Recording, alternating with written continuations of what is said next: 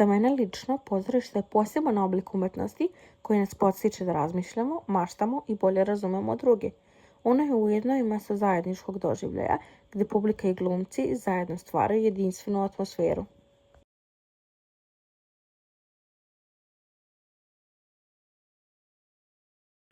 Ćao, što mislite o pozorištu?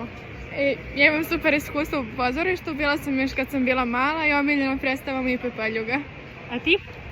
Ja isto mnogo volim pozorište i bila sam sa njom da gledam Labudovo jezero. Hvala vam. Ćao, što mislite o pozorištu? Ja mislim da je to jedno lepo mjesto gdje možemo da nešto pogledamo i jednostavno da kao film gledamo, ali na uživo. Znači da tehnički mi prisustujemo. Što se mene tiče, šta ja volim da gledam?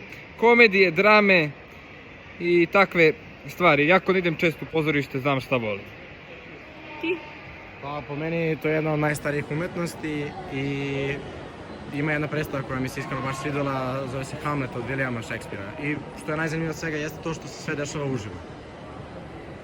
Šta za tebe znači pozorište? Pa mjesto na kome se sve dešava uživo i za mene jedan od omiljenih vrsta pozorišta je drama.